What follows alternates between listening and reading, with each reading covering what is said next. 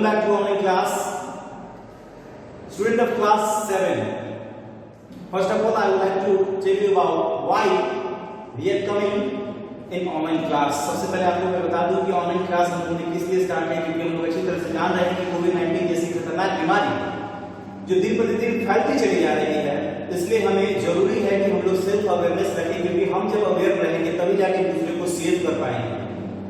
इसलिए यह जरूरी है इस चीजों को जान लेना, क्योंकि यह आईसीटी यानी कि इंफॉर्मेशन कंप्यूटर टेक्नोलॉजी एक ऐसा माध्यम है जिससे हम अपनी पढ़ाई को आगे जारी कर सकें। इसलिए हम लोग लेकर के आए हैं online class. So now the student of class 7 I am going to start chapter number 20 and the name of this chapter is Life in the Temperate Grassland.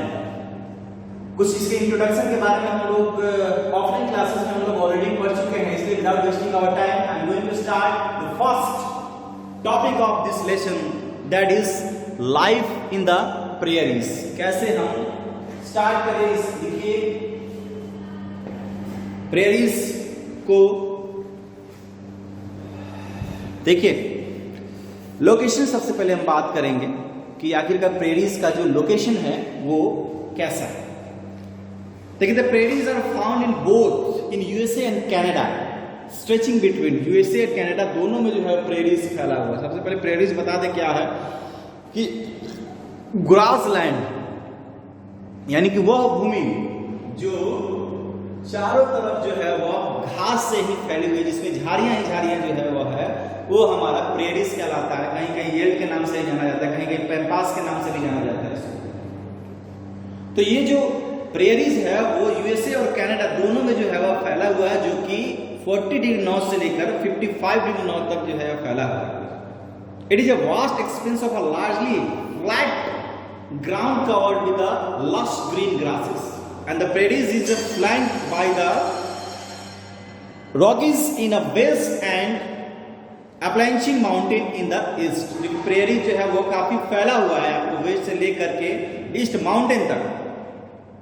Now the USA, A prairies एक ऐसी जगह होती है जहां पे जो पेड़ पौधे हैं जो 9 के बराबर होते हैं, क्योंकि पेड़ पौधे में आप लोग अच्छी तरह से जानते हैं कि प्लांट्स में ट्रांसपिरेशन की वजह से लॉस ऑफ वाटर होते हैं, तो यहाँ पे बारिश भी ज्यादा मात्रा में नहीं होती और बारिश की थोड़ी सी जो है वह लैकनेस के कारण ऐसी जो स्थितियां पैदा हो जाती हैं कि यहाँ पे सिर्फ झाड़ियां ही झाड़ियां जो है वह पाई जाती हैं, जिसके कारण जो है वहाँ एनिमल हस्बेंड्री यानी कि पशुपालन बड़ा ही आसानी तरीके से वो कर लिया जाता है। और बड़े बड़े जो खेत हैं वो खेती किए जाते हैं सिर्फ इस बेस पर कि वो स्टार्ट होते हैं बड़े बड़े मशीन बेस पर होते हैं। तो now the USA, in USA the prairies is drained by the river Mississippi spread over the states of North Dakota, South Dakota, Kansas, Texas, Colorado, Oklahoma, Minnesota, Montana, Iowa and the Wisconsin. USA में कौन सी नदी बहती है? Mississippi जो है वह नदी बहती है, जो कि फैली हुई है लगभग टेक्साना, कैंसास, कोलोराडो और लोवाना और विस्कोसिन तक। ये नदी जो है ये तो इनकी कोई पेरिनल रिवर्स नहीं होते। पेरिनल रिवर्स मतलब कि सहायक नदियां ये हैं, चाहे नदियां कहां से निकलती है, उसके आउटकम्स क्या है, वो नदियां नहीं। इसमें सालों भर लगभग पानी रहते हैं और लगभग कह सकते हैं कि ड्राई हो सकते हैं, लगभग, पूर्णतः नहीं होते। Now Canada, the Canadian prairies is drained by the tributaries of the Saskatchewan river extend over the province of the Alberta, Saskatchewan, Manitoba and Ontario. Wheeling in Canada is known as the gateway of prairies. तो ये Canada के बारे में हम लोगों ने अभी जाना कि इसमें जो है वो प्रेयरीज जो है वो फैला हुआ। अभी हम लोगों ने बात किया था कि 40 डिग्री नॉर्थ से लेकर 50 डिग्री नॉर्थ तक जो है वो कनाडा और यूएसए दोनों में यह प्रेयरीज फैला हुआ है और इसके ड्राइनेस की वजह से जो है वो क्या होते हैं, यहाँ पे सॉफ्ट और भूसे ज्यादा पाए जाते हैं और प्लांट्स नहीं के बराबर पाया जाता है। नाउ तो इसको गेटवे ऑफ प्रेयरीज के नाम से भी जाना जाता है। कनाडा को गेटवे ऑफ प्रेयरीज के नाम से भी जाना जाता है, जिसमें जो ग्रासलैंड का अपना एक अलग अलग जो है वो क्लासिफिकेशन किया गया on the basis of bushes.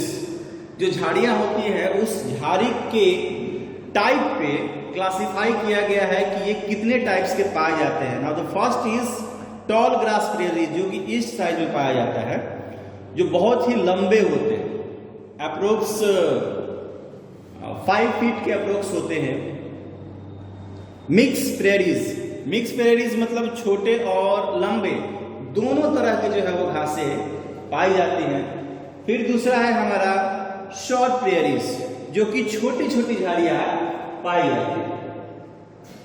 तो हम लोगों ने देखा कि 3 तरह का जो है वो क्लासिफिकेशन है। एक में सबसे लंबी जो है पाई जाती है वो, एक दूसरे में जो है दोनों तरफ की पाई जाती है वो, और एक में जो छोटी तरह की पाई जाती है वो। अब क्लाइमेटिक कंडीशन कैसा है?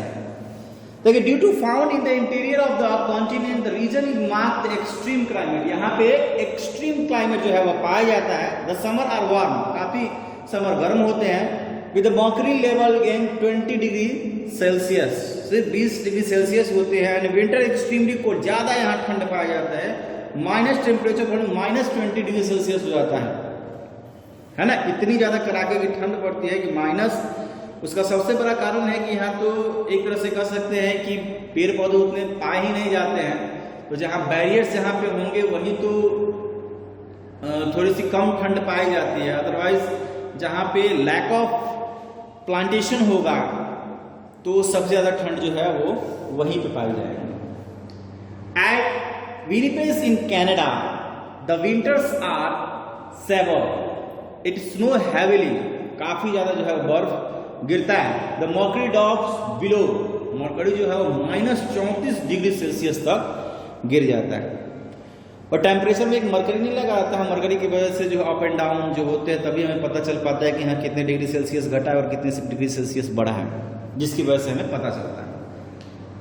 Now the rainfall in moderate in the grassland, moderate का मतलब neither very hot nor very cold, around 50 centimetre annually, मतलब वार्षिक, मतलब पूरे सालों भर में लगभग 50 सेंटीमीटर ही बारिश होती है। तो जाहिर सी बात है, हम लोग देखते हैं कि अगर डेजर्ट एरिया में देखते हैं तो वहाँ भी पेड़ पौधे बहुत कम पाए जाते हैं। ज़्यादातर जो है वो झाड़ियाँ ही पाई जाती हैं, क्योंकि पानी का वहाँ लैकिंग रहता है, इसी की वजह से ऐसा होता है। नाउ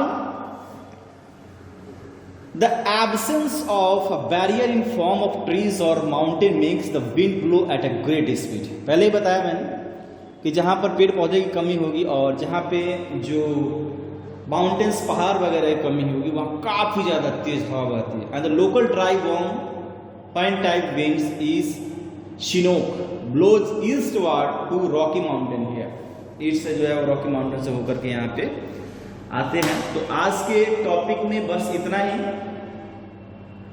मिलेंगे हम लोग नेक्स्ट क्लास में, तब तक के लिए बने रहिए हमारे साथ। और इस टॉपिक से रिगार्डिंग जितने भी क्वेश्चंस होंगे उसको होमवर्क के रूप में रखिए और उसको पूरा करके स्नैप लेकर के व्हाट्सएप ग्रुप में भेजिए। तब तक के लिए धन्यवाद, बने रहिए हमारे साथ।